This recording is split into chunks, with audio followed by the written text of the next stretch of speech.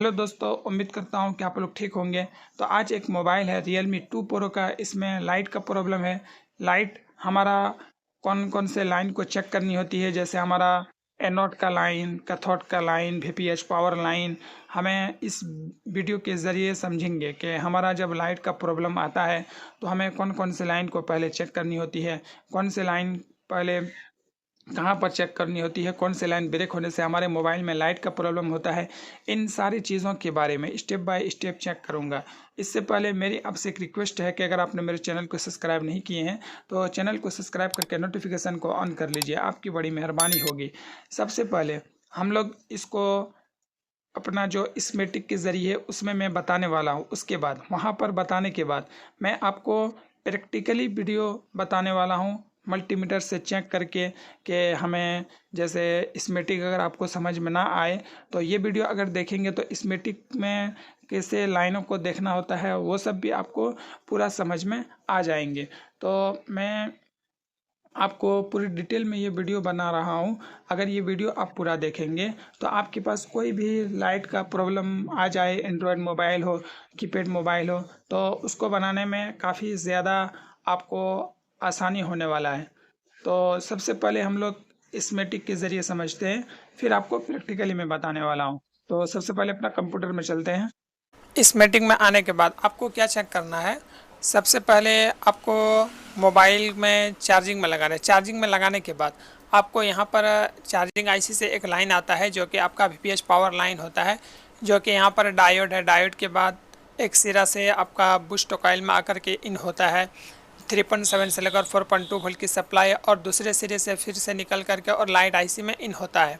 यहाँ पर power IC दो है, एक पावर आईसी में चार्जिंग आईसी इनबिल्ट है और एक पावर आईसी में लाइट आईसी इनबिल्ट है।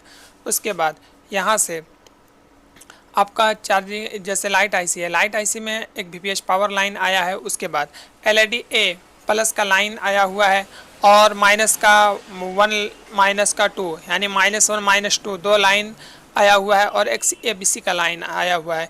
तो आपको चार्जिंग में लगाने के बाद सबसे पहले VPH पावर लाइन को चेक किए। उसके बाद यहाँ से आपका एक लाइन आउट होता है जो कि आपका LED A प्लस का लाइन है। इसमें आपको 3.7 से लेकर 4.2 वोल्ट की सप्लाई आपको चेक करनी होगी। यहाँ पर आपको 3.7 से लेकर 4.2 वोल्ट की सप्लाई आपको चेक करना है। डिस्प्ले अभी नहीं लगाना है, सिर्फ आपको क्या करना है, मोबाइल में चार्जिंग में लगा करके यहाँ पर आपको 3.7 से लेकर 4.2 वोल्ट मिलना चाहिए। अगर यहाँ पर ना मिले तो आपको क्या करना है, ये लाइट आईसी आपका ख़राब होगा। अगर VPH पावर लाइन बन रहा है और ये अगर ना बने तो आपको ये आईसी को रिकॉल करना होगा, तब जाके आपका प्रॉब्लम सॉल्व हो पाएगा।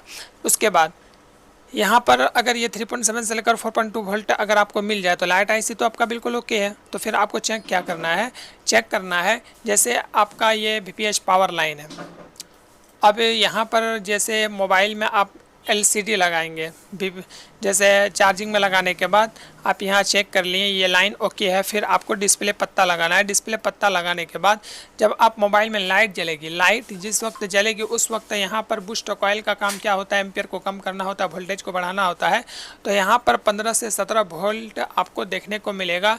तो यहाँ पर इस कैप में आपको 15 से 17 वोल्ट देखने को मिलेगा। और यहाँ पर इस जैसे डायोड के एक सिरे से आउट होता है, यहाँ पर जितने भी कैप लगा हुआ है इन सारे कैप में आपको 15 से 17 वोल्ट आपको देखने को मिलेगा, तब जाके आपका मोबाइल में लाइट जलेगी। उसके बाद आपका अगर ये 15 से 17 वोल्ट की सप्लाई अगर ना बने तो फिर आपको क्या चेक करना है, आपको चेक करना है कि हमारा बूस्ट कॉइल ख़राब तो नहीं है, कहीं शॉर्ट तो नहीं है। शॉर्ट होने की वजह से भी आपका लाइट नहीं जलेगी, तो बूस्ट कॉइल को बदल डालेंगे तो आपका प्रॉब्लम सॉल्व हो जाएगा।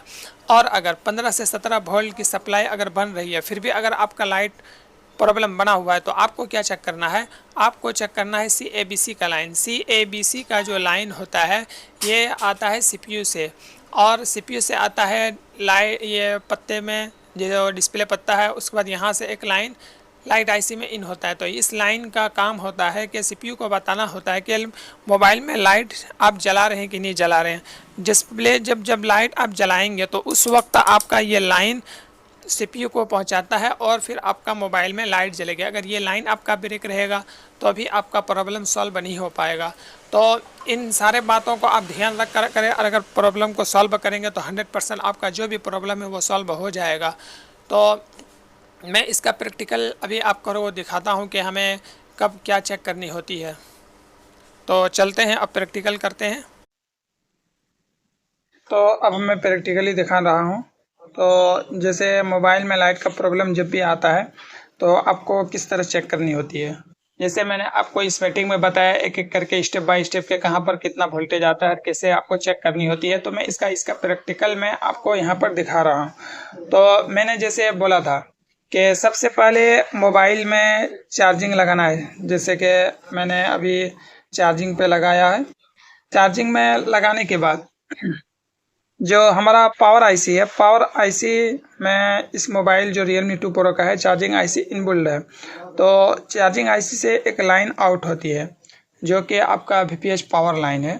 और VPH पावर लाइन जो है आपका यहाँ पर एक कैपेसिटर लगा होगा, इसमें आपको 3.7 से लेकर 4.2 वोल्ट की सप्लाई आपको चेक करनी होती है, जो कि आपका ये लाइन लाइट आईसी में इन होती है।